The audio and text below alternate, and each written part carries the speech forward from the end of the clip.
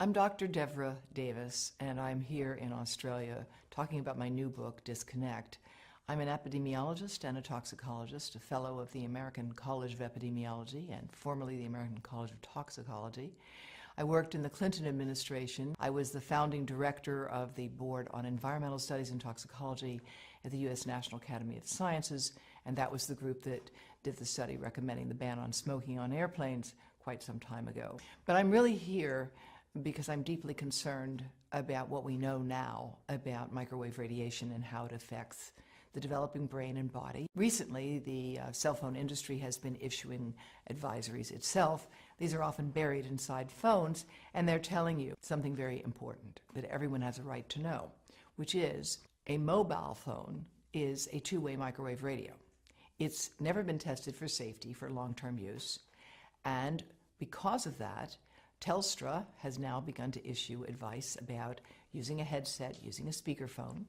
In America, Consumer Reports, a respected publication, has recently recommended that no one keep a mobile phone in their pocket. And that's because if phones were tested in the pocket, the levels of radiation from those phones would exceed the safety guidelines that are currently operating. Brain cancer actually is more than 200 different types of diseases. 200 different types. And it's a terrible disease. Most people don't survive it. Their lives are shortened by it. What we know about it is that ionizing radiation causes it. And we know that from studies of people who got heavy doses of X-rays for treatment for something and then went on to develop brain cancer 30, 40, or 50 years later. Studies have been done that have looked at what happens to neural stem cells, baby stem cells, brain cells, when you expose them to mobile phone radiation. And what those studies find is that if you expose those cells, you can look at their membranes, and you find the membranes are weakening and opening.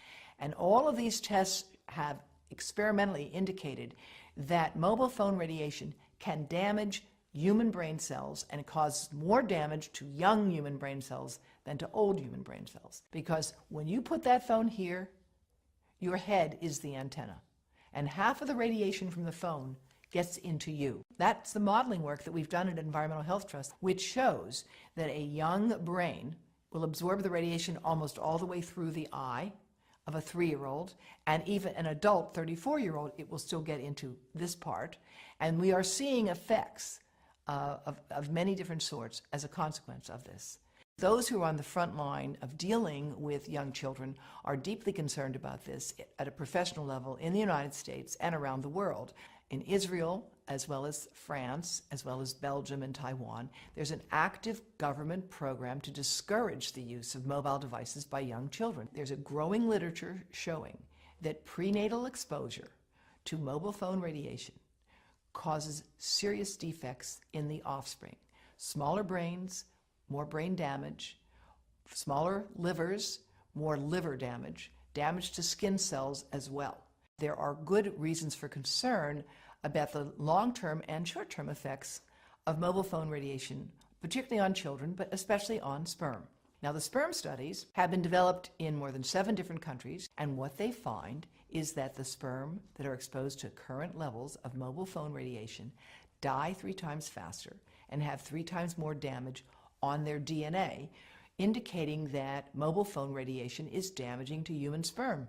More than 100 scientists have joined with me and with the chief of obstetrics and gynecology at Yale University Medical School. We have put together the Baby Safe Project, and they are handing out information to every pregnant woman that walks into Yale New Haven Medical Center, $4,500 a year, telling them how and why they need to avoid exposing the pregnant abdomen to mobile phone radiation. The breast cancer story in mobile phones is complex, as breast cancer is a complicated disease. Most of the women who get breast cancer are age 50 and older. However, growing numbers of young women are developing this disease who don't have any of the inherited risk factors for it at all, who have no family history of it, but they have one thing in common. They have all stored a mobile phone right in their bra. And in several cases, the tumors have developed right under the antenna of the phones. No phones are tested for little kids, for babies playing in their bouncy chair, for toddlers sitting in front of an iPad on an iPotty, for pregnant women holding these things over their bodies. There are no tests of radiation absorption.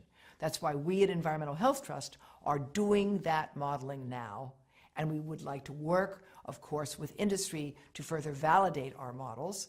But it's really critically important that we do this research, that we train people in this field, and that in the meantime, we join with other countries around the world, giving people safety information. You have a right to know that that mobile phone is a two-way microwave radio and should not be kept close to your testicles or your ovaries or your heart or your brain.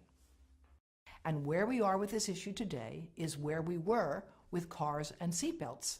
Australia has led the world in requiring seatbelts. It is leading the world with respect to handguns, and it can lead the world with respect to the right to know about mobile phone radiation. I'm very proud that Dr. Charlie Teo has issued a call for Australia to implement its current laws. You don't need a new law here. You've got the laws you need. You just need to implement them to give people the right to know about mobile phone radiation. And again, I'm delighted that Telstra's taken the first step. I think Arpanza actually does have information on their website about how to reduce radiation by keeping your calls short and telling you how to use a headset and a speakerphone. But there needs to be a more concerted effort to communicate this, just like the Canadian Parliamentary Committee on Health has recently called for.